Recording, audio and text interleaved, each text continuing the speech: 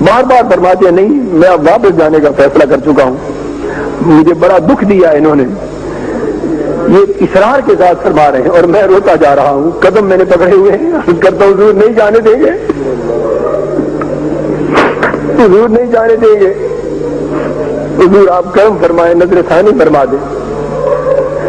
بڑی دیر رونے التجا کرنے کے بعد آقا کی طبیعت مقدسہ میں کچھ پیار آتا ہے، شفقت آتی، غصہ مبارک ذرا ٹھنڈا ہوتا ہے اور فرماتے ہیں طاہر اگر مزید پاکستان میں مجھے ٹھہرانا چاہتے ہو تو اس کی صرف ایک شرط، مجھے اب پاکستان میں مزید ٹھہرانا چاہتے ہو تو صرف ایک شرط، تم اس شرط کے پورا کرنے کا وعدہ کر لو، میں وعدہ کرتا ہوں. میں نے عرض کیا حضور فرمائے تو صحیح وہ شرط کیا ہے؟ وہ شرط کیا ہے؟ جو کچھ ہو سکا ہم کریں گے. آپ فرماتے ہیں طاہر اگر چاہتے ہو کہ میں پاکستان میں رک جاؤں تو شرط صرف یہ ہے کہ میرے میزبان تم بن جاؤ.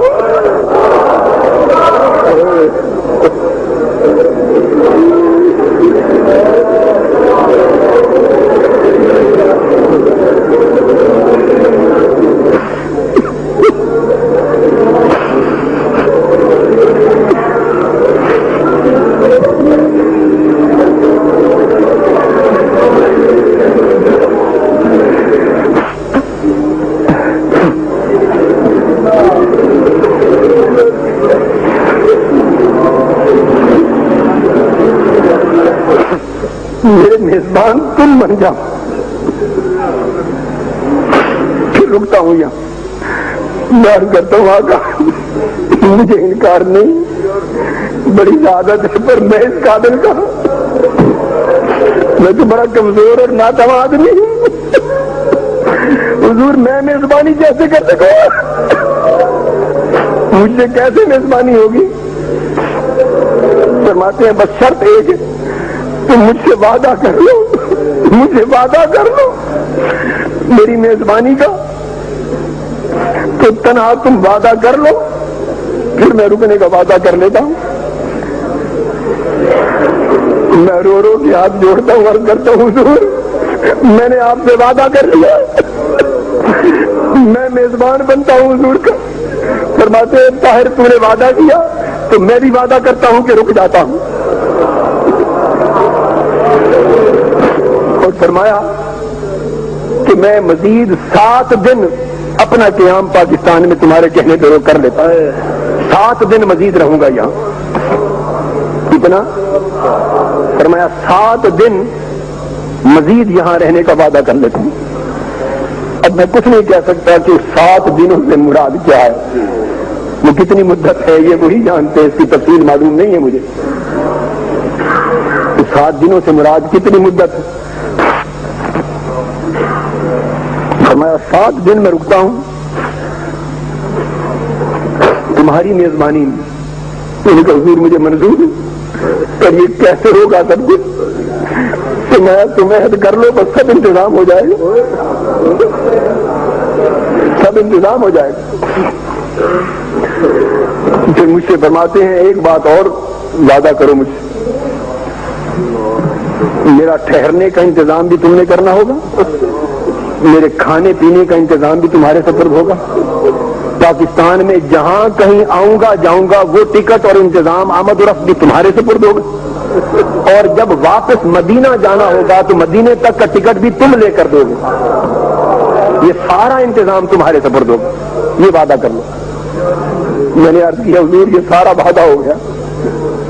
فرماتے ہیں پھر میرا وعدہ ہے کہ میں 7 دن یہاں رک جاتا ہوں. اس وقت مجھے آقا نے فرمایا کہ تم اپنا ادارہ منہاج القرآن بناؤ، میں تم سے وعدہ کرتا ہوں تمہارے ادارے میں آؤں گا. معروف ہے، مشہور ہے، بات بات میں جھوٹ بولتا ہے اور اسی طریقے سے جھوٹی شہرت حاصل کرنے کے لیے معاذ اللہ نبی کریم صلی اللہ علیہ وسلم کی طرف جھوٹ منسوب کرنا بھی وہ کوئی بڑی بات نہیں سمجھتا ہے. تو پھر ایسے شخص کی حوصلہ شکنی کے لیے اس کی بات کو رد کیا جائے یہ سب سے افضل اور اولا ہے. ہمیشہ یاد رکھیں کہ بعض اوقات فاسق و فاجر جب یہ دیکھتا ہے کہ عبادات تو میرے پاس ہے نہیں، میں کسی اچھے ذریعے سے لوگوں میں عزت نہیں بنا سکتا ہوں، تو اس قسم کے فاسق و فاجر پھر یہ راستے اختیار کرتے ہیں، جی مجھے خواب میں سرکار کی زیارت ہو گئی اور سرکار نے مجھے یہ کہا تھا، اب وہ مرکز نگاہ بن جاتے ہیں۔ اور ہم جیسے بیوقوف لوگ بھی ایسے ہوتے ہیں، ہم سے مراد جو عوام ہوتی ہے جس کو اکثر چیزیں معلوم نہیں ہوتی ہیں، کہ وہ فوراً اس کو عزت دینا شروع کر دیتے ہیں، اور وہ شخص اس جھوٹی عزت کو حاصل کر کے اپنے فسق و فجور پہ اتنا ڈٹ جاتا ہے کہ پھر اگر آپ اس کو جا کے سمجھائیں بھی کہ بھئی تم نیک عمل کرو، قرآن پڑھو، حدیث پڑھو، اللہ اس کے رسول کا کہنا مانو، وہ آپ کا کہنا ماننے کے لیے تیار نہیں ہوگا۔ اس کو اتنی مطلب سرکشی کس نے دی ہے؟ وہ تمام لوگ گناہگار ہیں جو اس کی حوصلہ افزائی کا سبب بن رہے ہیں، اور میدان محشر میں سب کی گرفت کے امکانات ہیں۔ اس لیے فاسق و فاجر کی اس قسم کی باتوں کی اس لیے تصدیق نہ کی جائے کہ ہو سکتا ہے وہ جھوٹ بول رہا ہو اور اس کے ذریعے جھوٹی عزت حاصل کرنا چاہتا ہو، اور اگر آپ اس کو عزت دیں گے وہ کبھی نیکی کی طرف مائل نہیں ہوگا بلکہ فسق و فجور کی طرف مائل ہو جائے گا۔ ہاں یہ ہو سکتا ہے آپ یہ کہیں، اگر کچھ طرح کی خبر دیتا ہے، آپ کہیں گے ٹھیک ہے، اگر نبی کریم صلی اللہ علیہ وسلم نے تمہیں کوئی چیز دی ہے وہ تم اس کی وجہ سے اپنے آپ کو سمجھتے ہو کہ تم سعادت مند ہو، تو نبی کریم صلی اللہ علیہ وسلم نے آپ کو بہت سارے احکام بھی دیے ہیں، آپ ان پر عمل کریں، پھر انشاءاللہ آپ کی بات کا یقین بھی کریں گے اور آپ کو مقام عزت پہ بھی بٹھائیں گے، تاکہ اس کو احساس ہو کہ میں جو صرف ایک خواب کے ذریعے عزت حاصل کرنا چاہتا ہوں۔ ٹھیک ہے، اور جی چوتھا سوال یہ ہے کہ اگر کوئی بھی شخص، کوئی فاسق و فاجر شخص کوئی چیز دکھا کر کسی کو یہ کہے کہ مجھے خواب میں نبی کریم صلی اللہ علیہ وسلم کی زیارت نصیب ہوئی ہے اور آپ نے مجھے یہ چیز عطا فرمائی ہے، تو کیا اس کی بات کا اعتبار کر لینا چاہیے؟ یعنی وہ کہتا ہے خواب میں یہ چیز مجھے دی ہے، جی ہے کوئی بہت فاسق و فاجر، بہت گناہگار شخص ہے۔ ٹھیک ہے، جی، اور بہت شکریہ۔ تو جی ہاں، اعتبار کرنے میں تو کوئی پرابلم نہیں ہے، کیونکہ نبی کریم صلی اللہ علیہ وسلم کی زیارت صرف نیک لوگوں کے ساتھ مقید نہیں ہے، سرکار جس پر چاہے کرم فرما دیں۔